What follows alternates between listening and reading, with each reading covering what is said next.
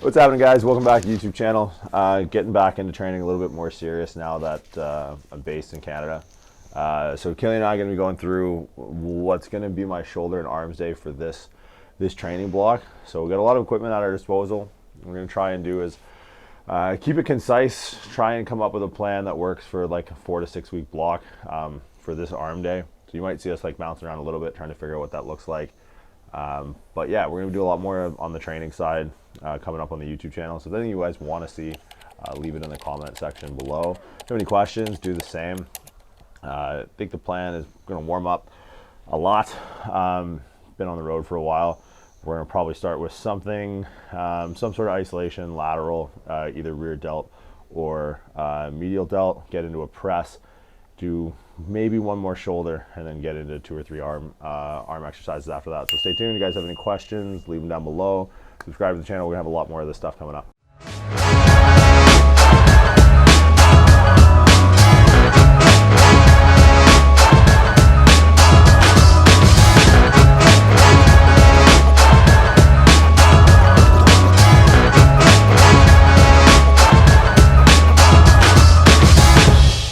So first exercise we're going to be going through is the lateral raises. So we're going to lead into that with 3 movements to sort of warm up the rotator cuff and kind of integrate the rotator cuff's function into that first movement. So we're going to do pullovers with a long rope, scap sets, and then kettlebell bottom under press. Whole idea is like getting into that overhead position, right? So that pullover is going to eccentrically load us into that flex, externally rotated position. We're then going to concentrically sort of work that teres in the overhead, and then we're going to integrate that flexion extension with the kettlebell and then right into the lateral raise. So we're going to do that continuously as part of the warm-up. Probably do 2 to 3 rounds of that, a couple working sets on the cable lateral, and then get into pressing after that.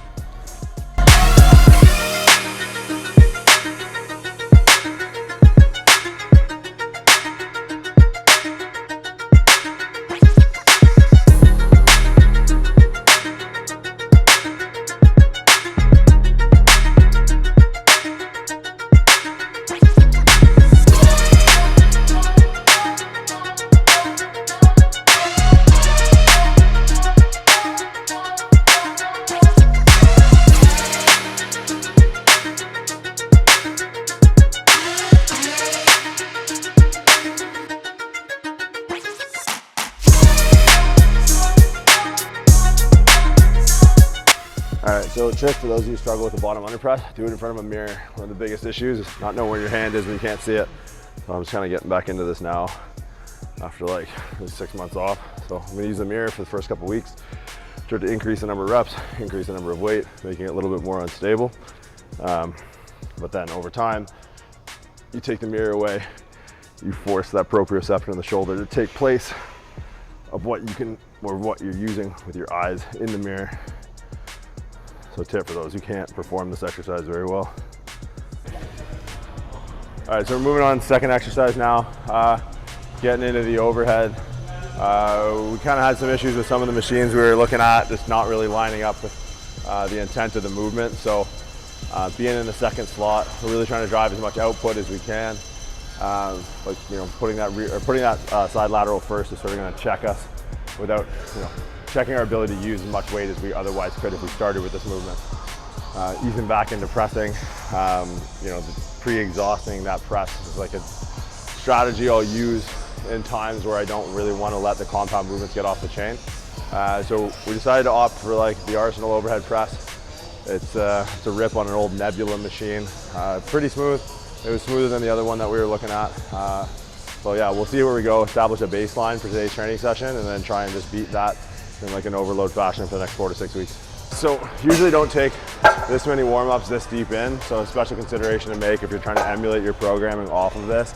Don't usually take this many warm-up sets for a second exercise, especially on like a machine that's externally stabilized. It shouldn't take this long. So this is just because where I'm at in my programming. I'm coming off six months of traveling, 6 months of training on the road.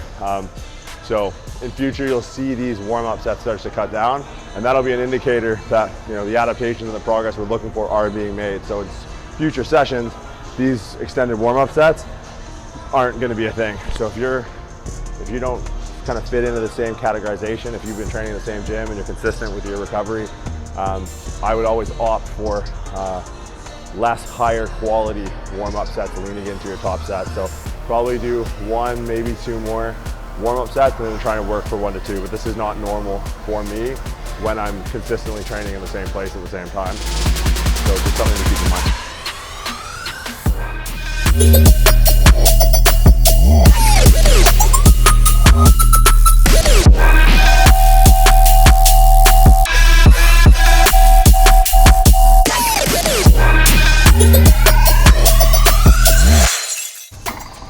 So one thing that this machine is missing away from the original design is actually a second handle. So depending on your size, it works well for me, but the original has a second handle back here. So we're looking for that neutral scapular plane, so that front handle is fine. Someone with a narrower torso might benefit from the original design that had that second handle there. So always things you got to be keeping an eye on when you're praising machines for your programming. So you want to make sure that you have all of these things resonating and they align with, you know, the desired adaptation of the program. So this fits pretty well. It'll do for now, but there's some variations of this machine that might be slightly better for some of you out there. So just keep an eye out. All right, so going into the third shoulder exercise, probably the last one before we hit arms. We go like a 45-degree-ish rear delt row, rear delt fly, whatever you want to call it. So using a seated cable row with two individual handles, just thinking about taking, you know, this deltoid tuberosity all the way back to that lateral 2/3 border of the scap, or spine of the scap rather. Not largely concerned if the scaps move or don't move. With that level of, you know, shoulder extension, we're anticipating some scapular movement. Doesn't take away from how much you train the delt. You know, the idea that the delts can't work if the traps or rhomboids are working, as long as like the applied force of the machine is steady through that fiber orientation of the delt, we should be sweet. So traps are going to just help us kind of dynamically stabilize. Rhomboids help us dynamically stabilize through that row movement. So don't be too lost in keeping the scaps locked down for this one. All right, so going into like first arm exercise, something a little bit more compound. We're gonna end in the lengthened position. So we'll do this dip machine first, and we'll go like cable overhead second, and then we'll do a bicep, kind of like an incline bicep machine likely at the end. Not convinced that this exercise will keep its place in the third spot, or sorry, the first spot of the tricep movement. So we might play with this one as workouts sort of transpire through this training block. Still trying to feel this one out. It's a relatively light machine, so you know the likelihood that even this late in the session that Kelly and I are gonna tap it out is probably pretty high. So we might seek to use a Killianism, seek a longer runway of progression, have an exercise that we're not going to top out in 2 or 3 sessions, or even in the first session. So start with this for today as far as tricep training goes post shoulders, but this will likely get subbed out in the next iteration of this exercise in the training block. But yeah, right now, it'll do for today, but we'll see. I think I adopted this thing from you. What? Like now, whenever I put my hands on stuff, I'm like this. So there's a reason why don't I to just use my fingers? There's a reason to why I do that. Because you have giant hands? Partially not. It's like Talladega Nights. I'm not sure what to do with my hands. But there's a muscle that just does this. And so your flexor digitorum profundus just flexes the digital, or the distal joint in your fingers. So I get tight forearms, like gripping shit all the time and lifting. So I always gradually started pressing and doing everything like this, because it alleviates that flexor digitorum tendon at my forearm. So everyone's like, why are you grabbing everything like a fucking bear? There's an anatomical reason other than the fact that I have large hands. Food for thought.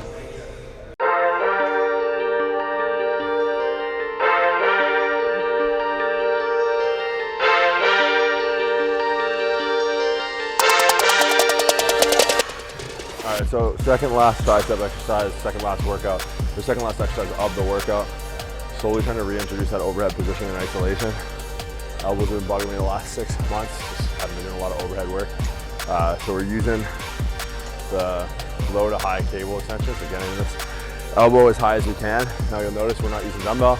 You'll notice we're not even dropping the cable straight down to the ground. So the line of pull of the cable is gonna match the angle of our humerus, right? Trying to line up as many of those tricep fibers as we can with that resistance from the cable. So, you know, over the weeks to come, what we'll do is we'll drop that down towards the floor, and subsequently we'll start to walk a little bit closer, see if we can't get that that humerus, that tricep in a full perpendicular orientation to the floor. Right now, like knowing my limitations, kind of playing to my weaknesses a little bit, and slowly starting to reintroduce this overhead. So big takeaways for this one, just make sure the cable line matches up with where your triceps are running. Right? So if that starts to get off, you're putting force in the wrong place, you're not going into the muscle. So that's one thing to take away from this exercise.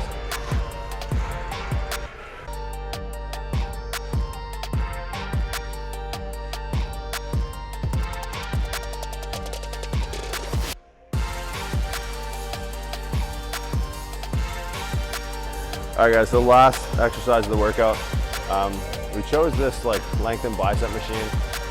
As much external stability as we can get. Our options were really like, maybe we hit like a low incline cable curl or like an incline bicep curl, but the more stability externally this late in the game is going to allow us to drive more output in that lengthened position.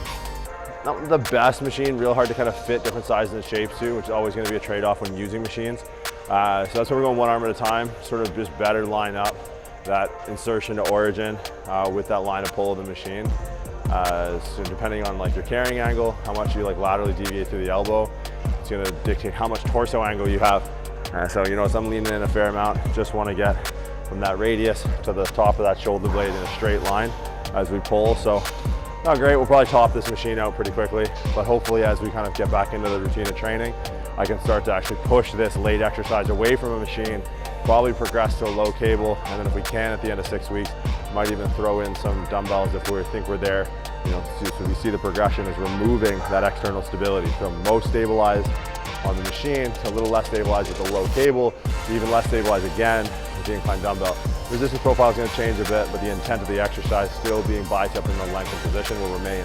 So that's just one progression that you can work with. So you'll see how these sessions evolve from week to week, from session to session, based off our ability to drive output or demand skill.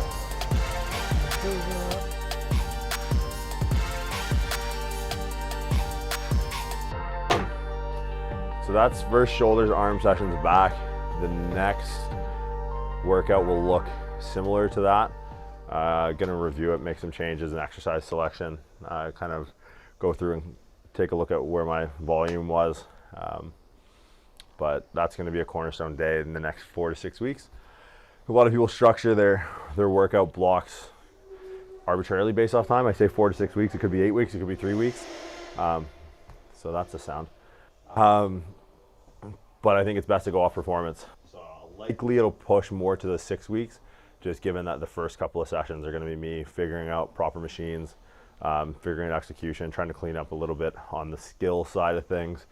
Although I use the word clean up very reluctantly. It should come back quick. So the next session we should be pretty dialed in. We might change 1 or 2 exercises, but that's it for shoulders and arms, guys. Training videos probably gonna be dropping twice a week. If you want to get checked in, just hit subscribe. If you have any questions about anything we went over, Instagram, what is it, Killian.Hamilton.